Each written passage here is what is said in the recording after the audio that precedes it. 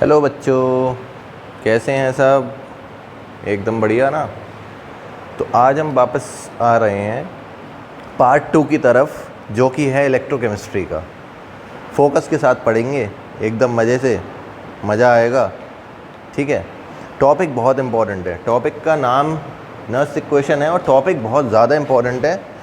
देखिए, subject CBSE point of view से भी इम्पॉर्टेंट है और नीट पॉइंट ऑफ व्यू से भी बहुत ज़्यादा इम्पॉर्टेंट टॉपिक है। तो टॉपिक का नाम है हमारा नर्स इक्वेशन। देखिए, नर्स इक्वेशन से पहले लास्ट टाइम पार्ट 1 में हम लोगों ने लास्ट टॉपिक फिनिश किया था, डिटर्मिनेशन ऑफ सेल पोटेंशियल और determination of standard cell potential. तो बेटा, सेल पोटेंशियल क्या होता है और स्टैंडर्ड सेल पोटेंशियल क्या होता है? देखिए, cell potential means the potential difference between the two terminal of the anode and cathode. तो एनोड और कैथोड के बीच का जो पोटेंशियल डिफरेंस होता है बेटा, वो कहलाता है सेल पोटेंशियल। और standard cell potential means during the standard condition. बेटा, स्टैंडर्ड कंडीशन कौन सी होती हैं? स्टैंडर्ड कंडीशन में 25 डिग्री आप सेल्सियस टेम्परेचर मानोगे सेल के लिए। जब आप 25 डिग्री सेल्सियस टेम्परेचर मानोगे और 1 एटीएम प्रेशर मानते हो, तब वो कंडीशन स्टैंडर्ड हो जाती है। तब वहाँ पर हम निकालते हैं स्टैंडर्ड सेल पोटेंशियल, यानी ई डिग्री सेल। ठीक है। तो सेल पोटेंशियल और स्टैंडर्ड सेल पोटेंशियल को रिलेट किया नर्स ने। किस तरीके से रिलेट किया देखते हैं बेटा। सबसे पहले हमने बात की थी एक इक्वेशन की, जिसका नाम है, हम लोगों ने इलेक्ट्रोकेमिकल सेल की बात की थी बेटा। और उस इलेक्ट्रोकेमिकल सेल में हम लोग नर्स इक्वेशन को अप्लाई करेंगे। Why we are applying Nernst equation? Because it helps us in calculation of cell potential और ईएमएफ ऑफ द सेल। अगर आपको किसी सेल का ईएमएफ निकालना है बेटा, तो आप इसका यूज़ कर सकते हो, बहुत ईजिली यूज़ कर सकते हो। और अगर ईएमएफ नहीं भी निकालना है, सेल पोटेंशियल और ईएमएफ के बीच में कोई वैल्यू मिसिंग है, जो मैं अभी लिखने जा रहा हूँ, तो वो आप कैलकुलेट कर सकते हो। बेसिकली ईएमएफ को कैलकुलेट करने के लिए हम नर्स इक्वेशन का यूज़ करते हैं। तो Zn + 2 बेटा, ये सेल गिवन होगा आपको। कई टाइप्स हैं क्वेश्चन के और उन सारे टाइप्स को हम लोग देखेंगे बेटा ध्यान से। ठीक है, उन सारे टाइप्स को हम लोग देखेंगे ध्यान से।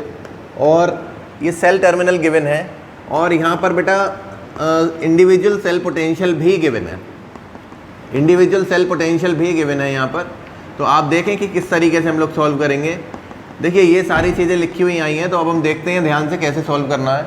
सबसे पहली बात यहाँ पे ये है कि आप देख सकते हो बेटा, लास्ट टाइम हम लोगों ने सेल को बात देखा था और सेल को देखने के बाद हमने ये पता लगाया था कि लेफ्ट वाला एनोड होता है और राइट वाला कैथोड होता है। तो बेटा, यहाँ पर एनोड कौन होने वाला है? एनोड यहाँ पर जिंक होने वाला है। Very good. एनोड यहाँ पर जिंक होने वाला है। कैथोड यहाँ पर कौन होने वाला है बेटा? कैथोड यहाँ पर होने वाला है कॉपर। ये एक इलेक्ट्रोकेमिकल सेल है, ये एनोड हो गया, ये कैथोड हो गया। सबसे पहला काम हमारा ये होगा बेटा, नर्स इक्वेशन का फॉर्मूला होता है हमारा E cell is equal to E degree cell minus 0.059 upon n. E cell is equal to E degree cell minus 0.059 log oxidation upon reductant. यानी जिसका ऑक्सीडेशन हो रहा है वो टॉप साइड पर आएगा बेटा, और जिसका रिडक्शन हो रहा है वो बॉटम साइड पर जाएगा। तो यहाँ पर ये हमें याद रखना है, ऑक्सीडेंट अपॉन रिडक्टेंट। यानी the substance which undergoes oxidation will come on the top side and the substance which undergo reduction will go on the bottom side. बस यहीं पर ही कन्फ्यूज़न होगा। एक ट्रिक है, बहुत ईजिली पहचान लोगे बेटा। एक बात ध्यान रखना, ऑक्सीडेशन और रिडक्शन वाले में अगर ये सेल बना हुआ आएगा तो लेफ्ट वाला एनोड है, एनोड पर ऑक्सीडेशन होने वाला है, तो बेटा टॉप साइड पर Zn + 2 आएगा। रिडक्शन बेटा किसका होने वाला है? किसका होने वाला है रिडक्शन? Cu + 2 का। Very good. तो Cu + 2 बेटा बॉटम साइड पर जाएगा। इस तरीके का सेल आएगा अगर, तो टॉप साइड पे ऑक्सीडेशन वाला और बॉटम साइड पे रिडक्शन वाला जाएगा। ठीक है ना। वैल्यू पुट करके देखते हैं। अच्छा, वैल्यू पुट करने से पहले यही है नर्स इक्वेशन हमारी, जो 25 डिग्री सेल्सियस पर काम करती है। This is Nernst equation which helps us in the calculation of cell potential. बेटा, ई सेल को क्या कहते हैं हम लोग? सेल पोटेंशियल कहते हैं, या फिर हम क्या कहते हैं? स्टैंडर्ड सेल पोटेंशियल कहते हैं बेटा। किससे? ई डिग्री सेल को। ई डिग्री सेल को क्या बोला करते हैं हम लोग? Standard cell potential. Standard cell potential means E degree cell. ठीक है। सेल पोटेंशियल निकालना हो, ईएमएफ निकालना हो, तो आप क्या निकालने वाले हो? E cell. और स्टैंडर्ड सेल पोटेंशियल निकालना हो तो बेटा ई डिग्री सेल। यहाँ पर एन का मतलब होता है नंबर ऑफ इलेक्ट्रॉन लॉस्ट और गेन। जितने भी इलेक्ट्रॉन लॉस होंगे या गेन होंगे वो यहाँ पर एन की जगह पे आ जाएंगे। तो ये ध्यान रखना है हमें, n की जगह पे क्या आएगा बेटा, नंबर ऑफ इलेक्ट्रॉन लॉस और गेन, और ऑक्सीडेशन वाला ऊपर और रिडक्शन वाला नीचे। बाई चांस कन्फ्यूज़न हो, इक्वेशन बना के चेक कर लीजिए। इक्वेशन कैसे बनती है देखते हैं बेटा। अगर कोई कन्फ्यूज़न हो रही है आपको तो एनोड वाली साइड पर ऑक्सीडेशन होगा, तो एनोड कौन है, यही है Zn है। तो बेटा Zn को कन्वर्ट कराएंगे, किस में हम कन्वर्ट कराएंगे, Zn+2 में, ठीक है। और Cu+2 को कन्वर्ट कराएंगे हम Cu में, क्योंकि कैथोड है और कैथोड पर क्या हुआ करता है, रिडक्शन हुआ करता है। तो कैथोड पर रिडक्शन कराएंगे और Cu+2 को काय में कन्वर्ट करा देंगे बेटा, Cu+2 को हम कन्वर्ट करा देंगे कॉपर में। फोकस के साथ देखना है, बहुत आराम से देखना है ना। आप अगर आराम से देखोगे तो आपको समझ में आ जाएगा कि क्या है और क्या नहीं है, बहुत इजीली आपको समझ में आ जाएगा, ठीक है। कोई दिक्कत की बात नहीं है यहाँ पर। देखिए एनोड यहाँ पर जिंक है, जिंक का ऑक्सीडेशन हो गया, कैथोड पर होगा रिडक्शन, तो बेटा Cu+2 काय में चेंज हो जाएगा, Cu में। यहाँ पर आप कैथोड पर गेन ऑफ इलेक्ट्रॉन कराओगे, इलेक्ट्रॉन का गेन हो गया, रिडक्शन भी हो रहा है ये, और ये ऑक्सीडेशन हो रहा है, ठीक है। ओवरऑल रिएक्शन पर जाएंगे, इलेक्ट्रॉन से इलेक्ट्रॉन क्यों कैंसिल हो गया बेटा, दोनों साइड इलेक्ट्रॉन इक्वल है, दोनों साइड इलेक्ट्रॉन इक्वल है, ठीक है। आराम से वैल्यू पुट करिए, आराम से वैल्यू पुट करिए, और इससे कन्फ्यूज़न नहीं होगा। अगर किसी को भी कोई भी डाउट रहता है बेटा, तो लॉग ऑक्सीडेशन की कंसंट्रेशन, यहाँ पर स्क्वायर ब्रैकेट का मतलब बेटा कंसंट्रेशन होता है। तो बच्चे पूछ रहे हैं सर कॉपर क्यों नहीं आया, बेटा बच्चों यहाँ पर कॉपर क्यों नहीं आया, क्योंकि यहाँ पर आयन की कंसंट्रेशन होती है, तो ऑक्सीडेशन वाले आयन की कंसंट्रेशन आएगी बेटा। ऑक्सीडेशन वाला आयन कौन है, Zn+2 है, जिसका चार्ज बढ़ रहा है उसका ऑक्सीडेशन हो रहा है, और जिसका ऑक्सीडेशन हो रहा है वो आएगा टॉप साइड पर, वो भी आयनिक फॉर्म में, ठीक है। तो नस्ट इक्वेशन का फॉर्मूला क्या होता है, इक्वेशन लिखी हुई आएगी, सेल पोटेंशियल या तो ये कैलकुलेट करने को बोलेंगे तो ई सेल निकाल देना है, और ई नॉट सेल की वैल्यू हमें कैसे निकालनी है, कैथोड में से एनोड को माइनस करके, कैथोड माइनस एनोड, ठीक है। हाँ, अब एक काम करते हैं, ज़रा नस्ट इक्वेशन में वैल्यू अप्लाई करने से पहले ज़रा ई डिग्री सेल की वैल्यू कैलकुलेट करते हैं। बेटा फॉर्मूला क्या होता है, ई डिग्री कैथोड माइनस ई डिग्री एनोड। बेटा कैथोड कोई बताएगा, कैथोड बच्चे कह रहे हैं सर कॉपर है, एनोड जिंक है, तो कॉपर में से जिंक को माइनस कर देंगे। वेरी गुड, बच्चों ने सबसे पहले आंसर बताया, कह रहे हैं सर 1.1 वोल्ट आएगा। वेरी गुड, वैल्यू पुट करते हैं बेटा, ई डिग्री सेल की जगह 1.1 आ जाएगा, एन की जगह 2 आएगा, क्योंकि यहाँ पर 2 इलेक्ट्रॉन का लॉस हो रहा है और 2 इलेक्ट्रॉन का गेन हो रहा है। तो यहाँ पर आप एन की जगह क्या लगाएंगे बेटा, 2 लगा देंगे, एन की जगह 2 सब्स्टिट्यूट होगा। ऑक्सीडेशन का कंसंट्रेशन, बेटा Zn+2 की कंसंट्रेशन कहाँ लिखी हुई है, कॉन्सेंट्रेशन कहाँ लिखी हुई है Zn+2 की, वेरी गुड, 1 लिखी हुई है, तो बेटा 1 आ जाएगी। Cu+2 की कॉन्सेंट्रेशन कहाँ लिखी हुई है, कहाँ लिखी हुई है, 0.1, तो बेटा 0.1 आ जाएगी यहाँ पर, है ना। पॉइंट हटाएंगे आप 0 बढ़ाएंगे। log 10 की वैल्यू कौन बताएगा बेटा, log 10 की वैल्यू 1 होती है। वेरी गुड, 1 होती है तो फिर हमें कुछ करना ही नहीं है ज़्यादा कुछ। बेटा ये डिवाइड हमेशा 0.0295 आएगा, याद कर लीजिएगा, और यहाँ पर हम 1.1 में से 0.0295 माइनस करेंगे, हमारा आंसर यहाँ पर मिल जाएगा। तो अब हमें ज़्यादा कैलकुलेट नहीं करना है, ठीक है। फोकस के साथ देखिए, हम लोग 2-3 न्यूमेरिकल और सॉल्व करते हैं फिर इसको, है ना। और कोई दिक्कत हो तो कमेंट सेक्शन में ज़रूर बताइए, वीडियो को लाइक और सब्सक्राइब करते रहें, और सेकंड क्वेश्चन की तरफ हम लोग आगे चलते हैं, करते हैं अगले क्वेश्चन की, नेक्स्ट इक्वेशन के। देखिए यहाँ पर सेल फॉर्म होके आया हमारे पास, ये क्वेश्चन में गिवन है बेटा, ये वाला एनोड होने वाला है और कैथोड कौन होने वाला है, कॉपर। तो कह रहे हैं कि नेक्स्ट इक्वेशन लिखनी है हमें और ईएमएफ निकालना है। ईएमएफ मींस क्या निकालना है, इलेक्ट्रोमोटिव फोर्स, यानी सेल का पोटेंशियल। तो सेल का पोटेंशियल निकालने का हमारे पास एक सिंपल सा लॉजिक है। सेल पोटेंशियल आप कैसे निकालेंगे, नेक्स्ट इक्वेशन की हेल्प से निकालेंगे। और बेटा नेक्स्ट इक्वेशन की हेल्प से आप सेल पोटेंशियल जब निकालेंगे तो सबसे पहला काम हमारा ये होगा कि हम स्टैंडर्ड सेल पोटेंशियल निकाल लें।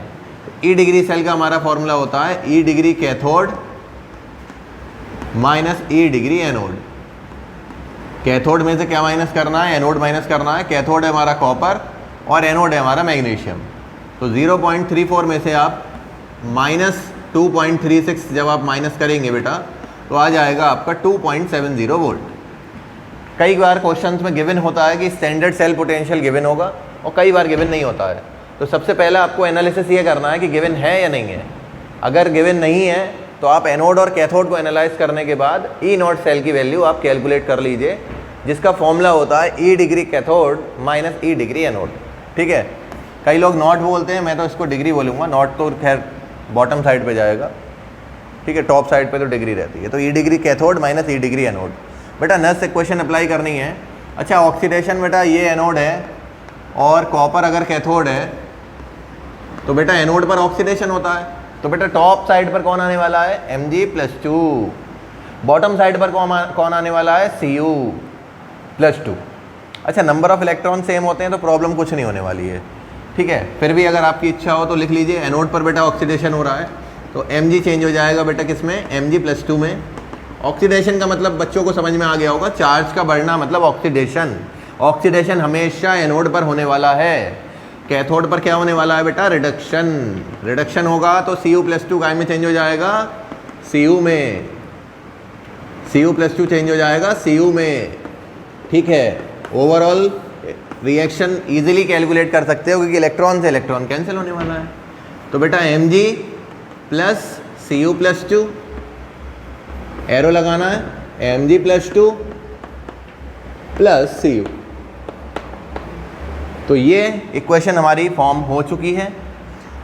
अब नस इक्वेशन कैलकुलेट करने का समय आ चुका है। कोई डाउट कोई कंफ्यूजन नहीं होना चाहिए बेटा। नस इक्वेशन क्या होती है, E cell is equal to E degree cell minus 0.059। N की जगह क्या पुट होगा, नंबर ऑफ इलेक्ट्रॉन लॉस और गेन। 2 इलेक्ट्रॉन का लॉस हो रहा है बेटा और 2 का गेन हो रहा है, तो एन की जगह क्या पुट करने वाले हैं आप, एन की जगह क्या पुट करेंगे आप, एन की जगह पुट करेंगे आप 2। वेरी गुड, आराम से देख लीजिए। देखिए एन की जगह 2 ही पुट होगा, तो यहाँ पर एन की जगह हमने 2 पुट कर दिया बेटा। लॉग ऑक्सीडेशन बेटा किसका होने वाला है, Mg+2 का, स्क्वायर ब्रैकेट लगाना ना भूले, और Cu+2 का होने वाला है रिडक्शन। वैल्यू पुट करते हैं बेटा 2.70, इसको 2 से डिवाइड करेंगे तो आएगा 0.0295 मल्टीप्लाई बाई लॉग। अच्छा Mg+2 की कॉन्सेंट्रेशन बेटा कितनी हो रही है, 0.001 और यहाँ पर कॉन्सेंट्रेशन है 0.0001। बेटा ये रही कॉन्सेंट्रेशन, ये है, ये कॉन्सेंट्रेशन है Mg की, ये है कॉपर की। पॉइंट से पॉइंट कैंसिल होगा, 0 आएगा। फिर से log 10 की वैल्यू क्या आने वाली है बच्चों, log 10 की वैल्यू क्या आने वाली है, 1। वेरी गुड, log 10 की वैल्यू 1 हो गई तो फिर क्या होगा, माइनस ही हो जाएगा ये तो। ठीक है, 0.0295 यानी ये आ जाएगा बेटा लगभग 2.67 वोल्ट। ठीक है, आप देख लीजिएगा आराम से, समझ लीजिए, स्क्रीनशॉट ले लीजिए, स्क्रीनशॉट ले लें, आराम से समझ लें। कहीं पर नहीं आ रहा हो तो बता दीजिएगा। सिंपली मैंने माइनस किया है। सेकंड क्वेश्चन सॉल्व करेंगे फिर। ठीक है, सेकंड क्वेश्चन सॉल्व करते हैं बेटा। अब नेक्स्ट क्वेश्चन की तरफ आएंगे। फिर से सेम क्वेश्चन है, write the next equation and calculate the EMF of this cell. Firstly we have to calculate the standard cell potential. तो सबसे पहले बेटा हम आपसे यही पूछेंगे, एनोड कौन है, एनोड कौन है बच्चों, एनोड है सर आयरन। वेरी गुड, बच्चे सही पहचान रहे हैं, एनोड है आयरन और कैथोड है यहाँ पर हाइड्रोजन। बेटा हाइड्रोजन वाली साइड पे प्लेटिनम दिख रहा होगा आपको, तो प्लेटिनम का रोल केवल हाइड्रोजन के इलेक्ट्रोड को बनाने के लिए किया जाता है, वैसे कोई रोल नहीं है। ठीक है, platinum wire is use for the making of standard hydrogen electrode. तो प्लेटिनम को लेकर के कन्फ्यूजन नहीं होना है यहाँ पे। ठीक है, तो सबसे पहले ई डिग्री सेल का फॉर्मूला लगाएंगे बेटा। क्या होता है, ई डिग्री कैथोड माइनस ई डिग्री एनोड। जब तक क्लियर नहीं होगा तब तक पढ़ाता रहूँगा, आपको क्लियर करना है आज। तो कैथोड में से एनोड को माइनस करेंगे बेटा, हाइड्रोजन की वैल्यू हमेशा 0 होती है और यहाँ पर माइनस माइनस प्लस हो जाएंगे, यानी कि आंसर आएगा हमारा 0.44 वोल्ट स्टैंडर्ड सेल पोटेंशियल। वो कह रहे हैं नर्स इक्वेशन भी अप्लाई करनी है, तो हम सबसे पहले नर्स इक्वेशन अप्लाई करते हैं बेटा। Applying the Nernst equation, very good. Nernst equation जब आप अप्लाई करने वाले हैं तो क्या फॉर्मूला लगाएंगे, E cell is equal to E naught cell, E cell is equal to E naught cell minus 0.059 upon N log oxidation upon reduction. यहाँ पर कहानी थोड़ी सी चेंज होगी बेटा। क्यों चेंज होगी, क्योंकि हाइड्रोजन एक ही इलेक्ट्रॉन क्या नाम है आपका गेन करने वाला है, तो यहाँ पर आपको 2 से मल्टीप्लाई करनी पड़ेगी। यानी यहाँ पर मैं एक काम करता हूँ, पहले इक्वेशन क्लियर करता हूँ आपको। एनोड पर बेटा ऑक्सीडेशन होने वाला है तो Fe बेटा काय में चेंज होगा, Fe+2 में, Fe चेंज हो जाएगा Fe+2 में। आप 2 इलेक्ट्रॉन ऐड करा देंगे और यहाँ पर बेटा H पॉजिटिव काय में चेंज हो जाएगा, H2 में। 2 से मल्टीप्लाई कर देंगे आप, क्यों करेंगे यहाँ पर, क्योंकि हाइड्रोजन के एटम बैलेंस नहीं है और 2 ही इलेक्ट्रॉन ऐड कराएंगे। बेटा वहाँ पर H2 है तो 2 से मल्टीप्लाई कराया और 2 इलेक्ट्रॉन ऐड कराया, क्योंकि यहाँ पर +2 चार्ज है। अब आप इलेक्ट्रॉन से इलेक्ट्रॉन ईजिली सॉल्व कर सकते हो। अब समझ में आया बेटा, 2 से मल्टीप्लाई को ही। अच्छा, n की वैल्यू क्या होगी यहाँ पर? बच्चों को n की वैल्यू को लेकर के कन्फ्यूज़न है। बेटा एनोड पर अगर आपके 2 इलेक्ट्रॉन लॉस हो रहे हैं और कैथोड पर अगर आपके 2 इलेक्ट्रॉन गेन हो रहे हैं, तो बेटा अगर बोथ साइड सेम इलेक्ट्रॉन आपने सॉल्व कर लिए हैं तो n की वैल्यू तो 2 ही लगेगी यहाँ पर भी। ठीक है, तो सॉल्व करते हैं बेटा। यहाँ पर log oxidation upon reductant, oxidation कौन आएगा बेटा? Fe+2 आएगा। Very good.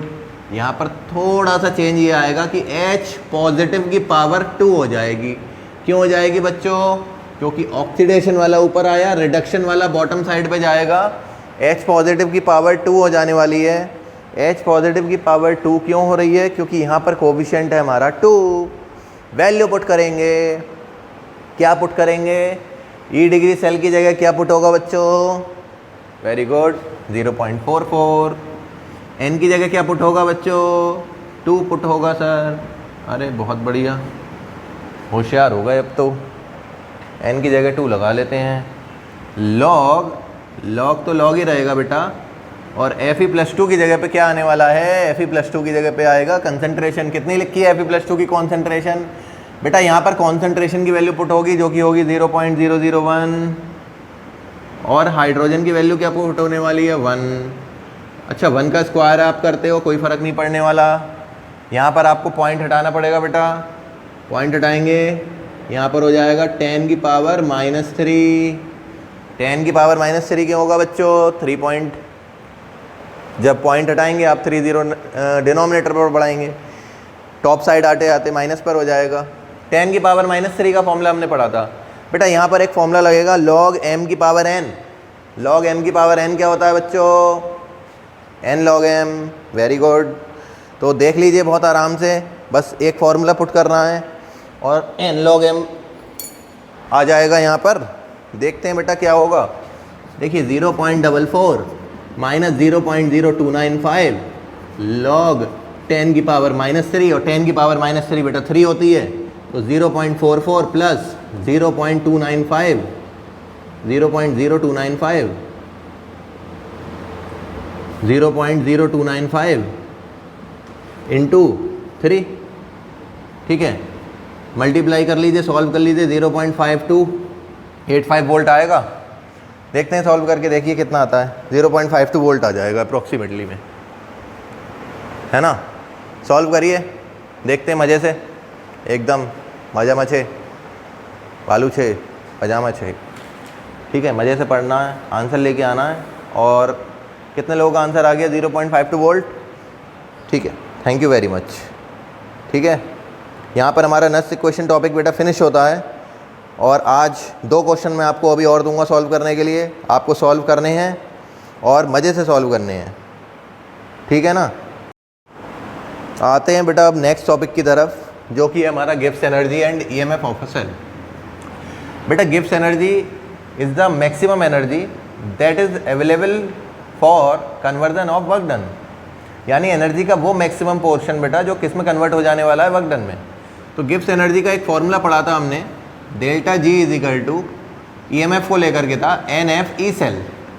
अगर आपको गिब्स एनर्जी निकालनी है और सेल का पोटेंशियल दे रखा है बेटा, E सेल क्या होता है? सेल का पोटेंशियल। ठीक है, N का मतलब वही नंबर ऑफ इलेक्ट्रॉन लॉस्ट और गेन, और F बेटा फराडे एक क्वांटिटी है इलेक्ट्रिसिटी की, and 1 Faraday = 96500 Coulomb's. 1 Faraday = 96500 Coulomb's. और बेटा G जो होती है वो गिब्स एनर्जी होती है। तो गिब्स एनर्जी और सेल पोटेंशियल के बीच का रिलेशन है -NF E सेल। और अगर आपको एक फॉर्मूला बेटा और है स्टैंडर्ड गिब्स एनर्जी के लिए, अगर आप स्टैंडर्ड गिब्स एनर्जी की बात करेंगे तो डेल्टा R G डिग्री = बेटा स्टैंडर्ड कंडीशन में स्टैंडर्ड एनर्जी निकलेगी। और E सेल की जगह क्या पुट करने वाले हैं हम लोग? E degree cell. तो इस फॉर्मूले को आप बहुत ध्यान से देख लीजिए। इस फॉर्मूले की हेल्प से आप गिब्स एनर्जी निकाल सकते हो किसी भी सेल के लिए। अगर मेरे सामने एक सेल लिखा हुआ है, मान लीजिए कि इक्वेशन दे रखी है जिसमें Zn में मैं Cu+2 ऐड कर रहा हूँ बेटा, और यहाँ पर Cu जो है और Zn+2 लिखा हुआ है, ठीक है। तो बेटा यहाँ पर क्या लिखा हुआ है, यहाँ पर ये लिखा हुआ है कि ई डिग्री सेल की वैल्यू है हमारी 1.1 वोल्ट। ई डिग्री सेल की वैल्यू कितनी है, 1.1 वोल्ट है। तो गिब्स एनर्जी निकालना है। मान लीजिए बेटा गिब्स एनर्जी कैसे निकलेगी बताइए। देखिए गिब्स एनर्जी के लिए एन की वैल्यू कितनी लगेगी इस सेल के लिए, बता सकता है कोई? हाँ, वेरी गुड।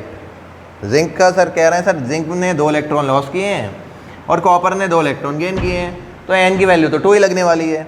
अगर एन की वैल्यू बेटा यहाँ पर 2 लगेगी तो सिंपल फॉर्मूला लगाना है यहाँ पर। तो गिब्स एनर्जी का जो फॉर्मूला होता है स्टैंडर्ड गिब्स एनर्जी का, गिब्स एनर्जी नहीं बेटा, standard Gibbs energy, standard Gibbs energy में डिग्री लगेगी।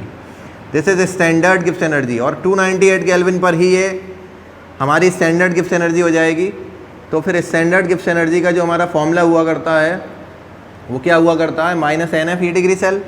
एन की जगह बेटा क्या पुट हो जाएगा 2, एफ की जगह क्या पुट हो जाएगा 96500, और ई डिग्री सेल की जगह क्या पुट होने वाला है 1.1, ठीक है। जब आप मल्टीप्लाई करेंगे तो इनका आंसर आ जाएगा, ठीक है, इनका आंसर आ जाएगा 2.2 की मल्टीप्लाई करनी है हमें, ठीक है।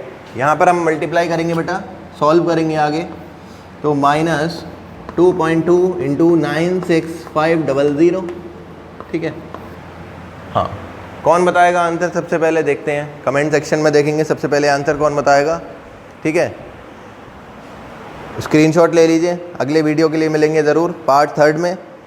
तब तक के लिए थैंक यू वेरी मच, और मिलेंगे हम पार्ट 3 में अगले टॉपिक के लिए। ये टॉपिक बहुत अच्छे से क्लियर करिएगा, जितने क्वेश्चन दिए हैं सारे सॉल्व करने हैं, ठीक है। Thank you very much. बेटा अगला टॉपिक है हमारा electrochemical cell and equilibrium constant. बेटा गिब्स एनर्जी के लिए फॉर्मूला हमने क्या पढ़ा था, delta R G is equal to -NF E cell. Easiest method है कैलकुलेट करने का गिब्स एनर्जी। अगर आपको गिब्स एनर्जी कैलकुलेट करनी है तो आप फॉर्मूला लगाएंगे delta R G is equal to -NF E cell, जहाँ पर n नंबर ऑफ इलेक्ट्रॉन्स होंगे, F फराडे है, कांस्टेंट है 96500 कूलम्स लगेगा, और ई सेल का मतलब सेल का पोटेंशियल होता है। स्टैंडर्ड गिब्स एनर्जी निकालनी हो बेटा तो delta R G degree is equal to -NF E degree cell. अच्छा, ई डिग्री सेल गिवन हो तो बहुत अच्छी बात है, अगर गिवन नहीं होगा तो हम फॉर्मूला लगाएंगे E degree cathode -E degree anode. अब क्वेश्चन ये आता है कि इक्विलिब्रियम कांस्टेंट भी निकालना हो और गिब्स एनर्जी भी निकालना हो, ये भी बहुत इंपॉर्टेंट टॉपिक है। किस तरीके से कैलकुलेट करेंगे बेटा, देखिए ईजीएस्ट मेथड यही है कि जब भी कोई रिएक्शन होगी AA, BB, CC, DD equilibrium में है बेटा, जब भी इक्विलिब्रियम में कोई रिएक्शन होगी तो वहाँ पर कॉन्सेंट्रेशन जो होगी वो इक्वल हो जाएगी, और जब कॉन्सेंट्रेशन इक्वल होगी तो पोटेंशियल क्या होगा, 0 होगा। तो बेटा यहाँ पर सेल का पोटेंशियल 0 हो जाया करता है। आप ई सेल की वैल्यू 0 पुट करेंगे जब भी यहाँ पर, तो आपका जो नया फॉर्मूला है वो आएगा E degree cell is equal to 0.059/n। अच्छा, इक्विलिब्रियम में हम एक नए कांस्टेंट की बात करेंगे जिसका नाम है Kc, और Kc की वैल्यू क्या होती है बेटा, it will be equal to the concentration of product to the concentration of reactant. तो प्रोडक्ट की कॉन्सेंट्रेशन के अपॉन में काय की कॉन्सेंट्रेशन जाएगी, रिएक्टेंट की जाएगी, ठीक है। तो यहाँ पर बेटा ये हो जाया करती है log Kc। When the reaction is in equilibrium, then you must be remember in your mind that the cell potential will be equal to 0, because at equilibrium the concentration of reactant equal to concentration of product। तो E cell की value 0 हो जाया करती है, और बेटा Kc की value क्या हो जाया करती है, C की पावर C, D की पावर D अपॉन A की पावर A एंड B की पावर B। यानी जो भी प्रोडक्ट और रिएक्टेंट का रेशियो है वो इक्विलिब्रियम कांस्टेंट के इक्वल हो जाया करता है। बस वैल्यू पुट कर दीजिए यहाँ पर। अगर कोई भी आपके सामने एग्जाम्पल लिखा हुआ है, मैं एक एग्जाम्पल ले रहा हूँ बेटा डेनियल सेल का, और डेनियल सेल में मेरे पास जो है, डेनियल सेल में बेटा मेरे पास जो है क्या दे रखा है बेटा, ई डिग्री सेल की वैल्यू दे रखी है 1.1 volt, and we have to calculate the Kc। तो बेटा इस क्वेश्चन में सबसे पहले हम क्या करने वाले हैं, हमारे पास जो फॉर्मूला है वो फॉर्मूला हमारा क्या कहता है बेटा, E degree cell is equal to 0.059/n log Kc हो जाया करती है। वैल्यू किसकी कैलकुलेट करनी है, हमें Kc की वैल्यू कैलकुलेट करनी है ना बेटा। n यहाँ पर 2 लगेगा, आपने पहले ही बताया था मेरे को, यहाँ पर 2 इलेक्ट्रॉन का लॉस हो रहा है और 2 इलेक्ट्रॉन गेन हो रहा है, कॉमन 2 ही आने वाला है। तो ई डिग्री सेल की जगह 1.1 लगेगा बेटा, एन की जगह 2 लगेगा, और लॉग के सी की वैल्यू में निकालनी पड़ेगी। 2.2 upon 0.059 is equal to log K C. और बेटा लॉग के सी की जो वैल्यू होती है वो यहाँ पर डिवाइड करके आएगी। देखिए सॉल्व करिए, बताइए मेरे को कितना आंसर आता है। स्क्रीनशॉट चाहें तो आप स्क्रीनशॉट भी ले सकते हो। बेटा यहाँ पर आपको डिवाइड करने के बाद आएगा 37.288। लॉग जब राइट साइड जाएगा तो एंटी लॉग में चेंज हो जाएगा, और एंटी लॉग की वैल्यू देखने के लिए हम ये देखेंगे, देखिए पॉइंट से पहले 37 आ रहा है, तो बेटा डेसिमल से पहले जो वैल्यू आएगी वो 10 की पावर में जाएगी, तो 10 की पावर 37 हो जाएगा। और आप 28 की 8 में वैल्यू देखेंगे तो 1941 आ रहा है बेटा, तो 1.9 के अप्रॉक्स में आ जाएगा आंसर, 1.941। पॉइंट आपको 3 डिजिट पहले रखना है। तो इस तरीके से आप किसी भी न्यूमेरिकल के लिए इक्विलिब्रियम कांस्टेंट की वैल्यू कैलकुलेट कर सकते हैं, है ना। हाँ।